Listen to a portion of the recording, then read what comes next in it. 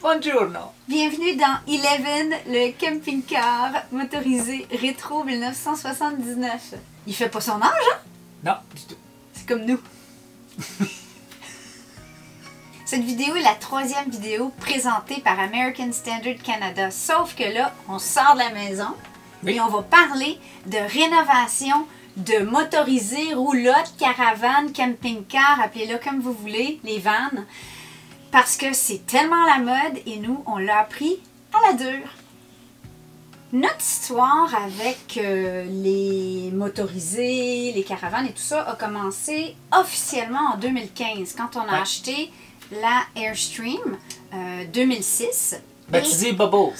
Parce qu'il faut leur donner tous un nom. Absolument. Mais ça remonte à bien avant ça. Ça doit faire au moins 10 ans qu'on rêvait de rénover, d'acheter une vieille Airstream. On suivait les comptes Instagram, on regardait ce que les gens faisaient. Vous savez ce que je veux dire, là? Les gens qui rénovent des autobus, des vannes, puis tu regardes ça, tu es comme « Oh, c'est trop beau! Oh my God! Le rêve ultime! » Alors...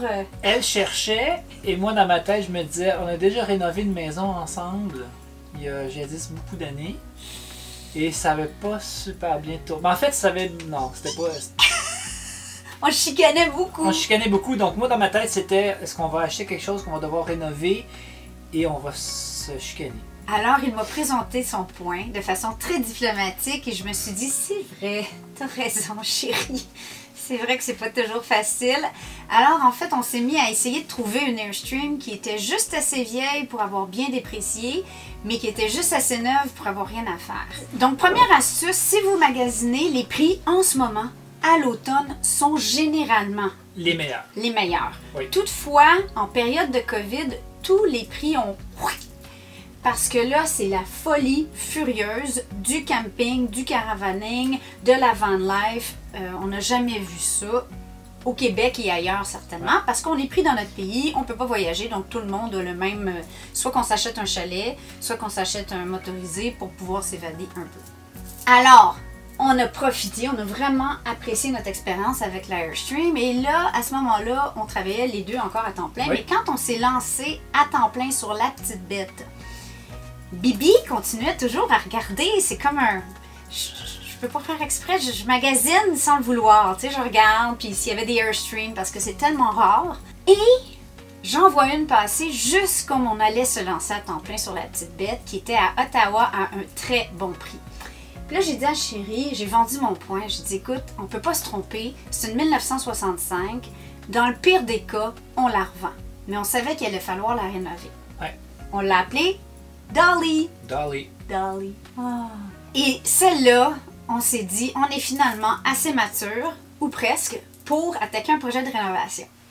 Alors, pour tous ceux qui en rêvent, nos conseils.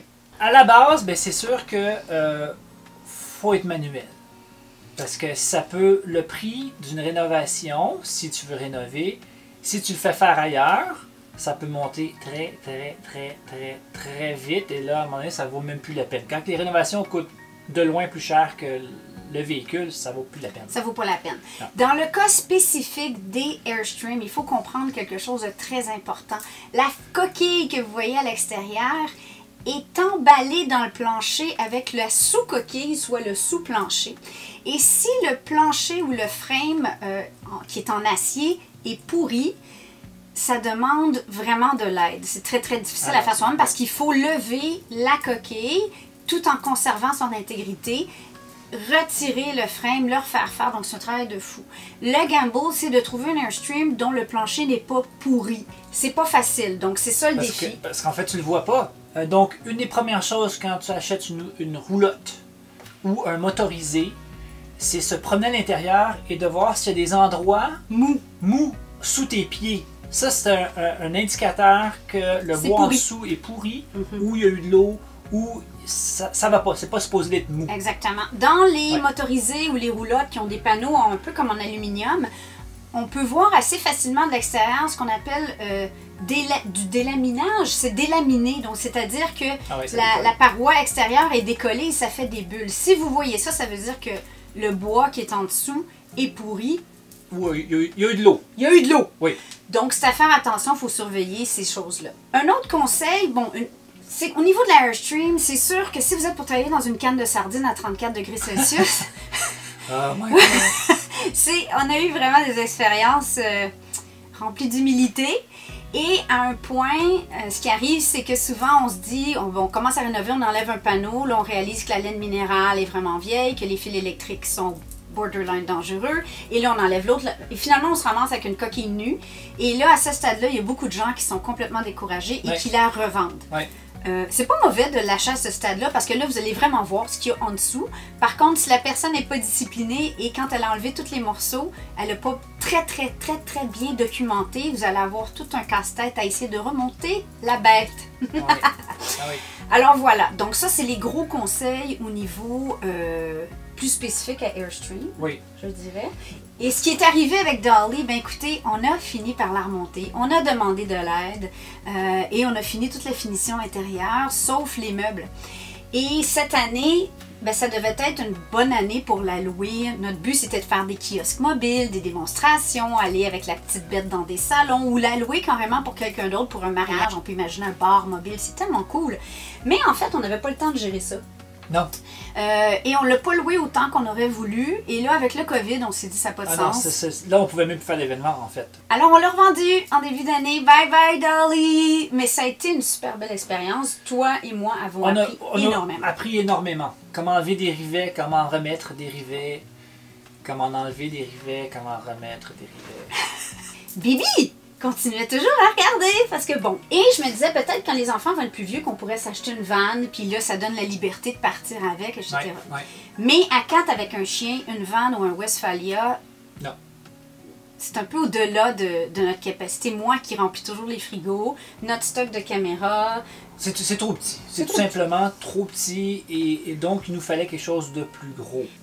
Entre Eleven. Ouais. On n'a jamais vraiment capoté sur ces modèles-là de motorisés, mais Eleven était juste assez rétro et assez cool et assez beau en dedans pour que j'aille un coup de cœur. Il était aussi à moins de 10 minutes de la maison et encore une fois, on l'a acheté à l'automne. Est-ce que c'est un prix extraordinaire? Non, il y en a des moins chers, mais il semblait dans un vraiment bel état. Il a été utilisé pour une émission de télé au Québec qui s'appelait Les Rois de la Roulotte. Alors, moi, je suis allée le voir, je suis rentrée, j'ai ouvert la porte, j'ai fait « Oh! Tellement de lumière! » Et il est comme plus aéré que la Airstream. Ça a été un coup de cœur instantané. Je suis revenue à la maison, puis j'ai dit à Chérie, j'en ai trouvé un autre! Chérie, c'est quelque... Ça serait plus simple, en fait, si je collectionnais, je sais pas, les timbres! Ah oui, ça prendrait définitivement moins de place dans notre vie. Et là, ça fait 1 an, pratiquement jour pour jour qu'on l'a.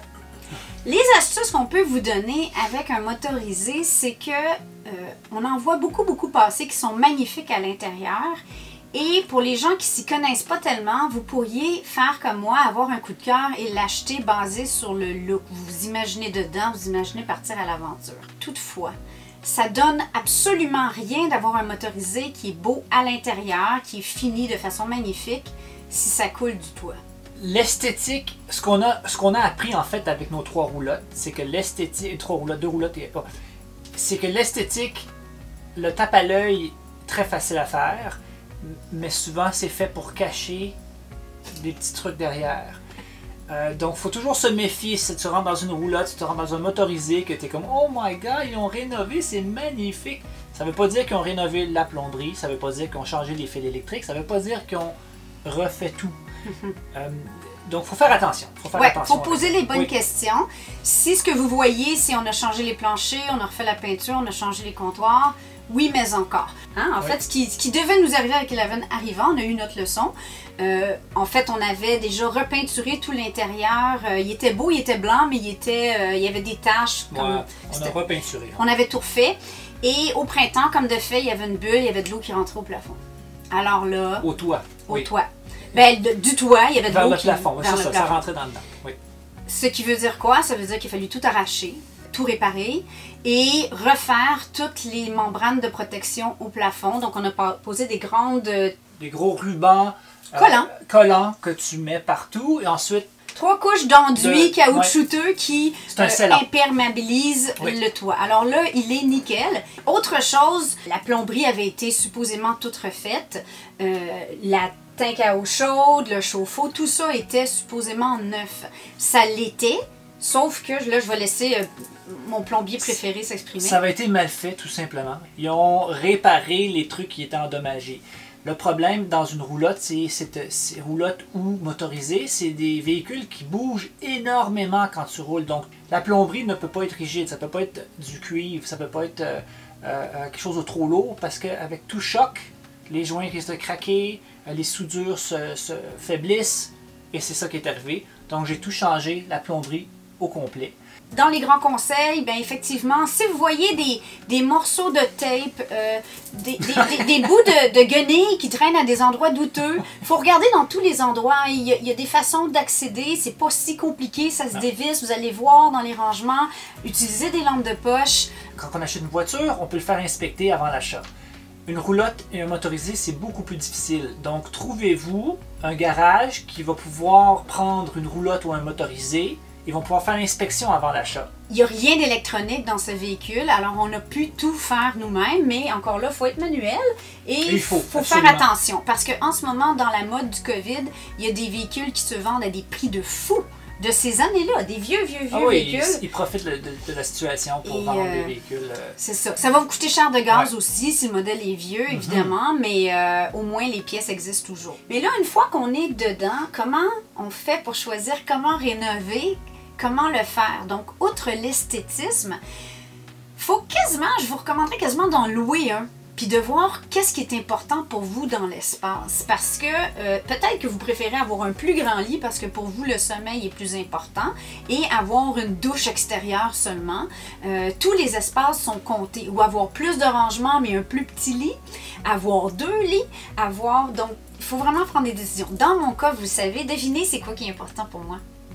La cuisine! Alors, quand je suis rentrée dans Eleven, j'ai eu tout un coup de cœur parce que soudainement, j'avais vraiment un bel espace de comptoir. Et quand l'émission de télé avait rénové cette roulotte, il avait même fait une planche qui servait à table à langer parce que le couple en question avait un bébé. Ouais. Et cette planche-là, ben moi je me disais c'est parfait, c'est comme un espace de plus. Si j'ai une salade de prête, je la mets là, je mets là pour couper mon pain. Au niveau de la cuisine, la seule chose qui me fatiguait dans Eleven, c'est, ben écoutez, le lavabo était pas pire. Je préfère un lavabo double, mais encore là, avec un lavabo double, on vient de perdre de l'espace de comptoir. Donc, c'est des sacrifices à faire. Mais le robinet... Oh. Ah, magnifique. American Standard nous en avait fourni une pour Dolly, parce qu'à ce moment-là, on avait encore Dolly, donc tout ça devait s'en aller dans Dolly, qu'on construisait à neuf au niveau de la cabinetterie, donc c'était tout à fait possible. Alors, on a changé le robinet. Vous allez peut-être dire c'est un luxe, mais honnêtement, quand on cuisine beaucoup dans un véhicule, même si on est à l'extérieur, souvent on va prendre l'eau à l'intérieur, on veut remplir un chaudron avec l'eau, on veut laver la vaisselle. Comme le lavabo est petit, si on n'a pas un robinet avec un bec ajustable, je ne sais pas comment dire ça, ça devient des fois un petit peu laborieux de faire sa vaisselle. Je suis vraiment en amour avec ce robinet. En fait, il est plus beau que celui de la maison. C'est vrai, il est plus beau. C'est magnifique. Le comptoir est magnifique, la table est magnifique, mais c'est beaucoup trop lourd pour une roulotte. Pour une roulotte. Ouais. Donc, faut quand même penser à ça. Vous êtes en train de traîner ce poids-là et tout ça peut impacter la sécurité des passagers. Ouais. Alors, on ne peut pas juste se lancer et dire « Ah ben, je vais acheter des 2x4 du bois le moins cher possible puis je vais patenter quelque chose. » Oui, mais non. Quand on rénove une roulotte ou un motorisé, le poids doit être balancé. Avant, arrière, côté, tout doit être pensé pour que ça soit, si on met un comptoir lourd du côté droit, il faut quelque chose presque d'aussi lourd du côté gauche. Il faut que ça se balance. Même niveau, avant-arrière, pareil aussi. Donc ça, c'est toujours des trucs à penser. Si vous mettez à nu complètement la roulotte ou le motorisé et vous voulez rebâtir, il faut penser à ça, que ça soit équilibré. Minute d'humilité avec Eleven. Quand je l'ai acheté, la dame m'a dit il n'y a pas l'air climatisé. Puis j'étais comme qui a besoin de ça, l'air climatisé? On n'avait pas compris, en fait. Ben, en fait, on n'avait pas compris. On n'avait pas tellement pensé plus loin que ça. On s'est dit, quand on était jeune, il n'y en avait pas de clim. Hein? Quand on est en tente ou en tente roulotte, il n'y a pas de clim. On n'a pas besoin de ça. Mais cet été, il a fait chaud. C'est toujours possible de rajouter de l'air climatisé, mais c'est toujours très compliqué et ça implique encore de rouvrir un toit qu'on a finalement scellé à 100%, chose qui ne nous tente pas du tout.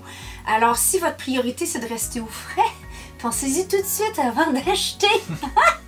Je vais finir justement pour dire que si vous vous dites « Ah non, c'est trop compliqué pour moi, je vais en acheter une neuve Oui. », faites attention, parce que les neuves de nos jours, on Aucune entend garantie. de plus en plus qu'il n'y a pas de garantie pour les entrées d'eau, chose qui est le problème numéro 1 avec tout véhicule mobile. Et souvent, des gens l'ont acheté. Ma cousine, ça y est arrivé. Dans la première année, elle a eu une entrée d'eau dans sa roulotte. Donc, c'est pas parce que c'est neuf que c'est mieux.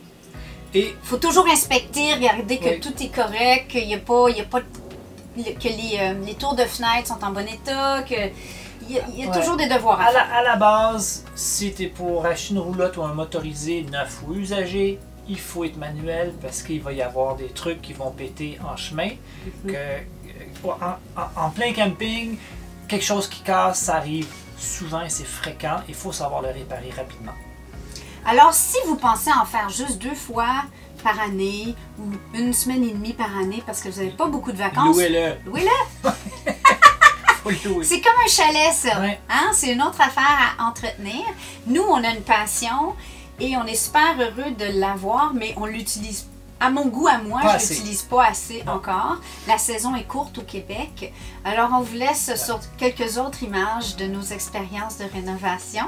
Ça nous a fait bien grandir en tant que couple et famille. On a vécu des super belles expériences à les rénover, mais aussi à aller camper avec. Oui. Ça sera pas notre dernière, je pense pas. Non. À vos aventures, on vous aime! Ciao, Bye. ciao!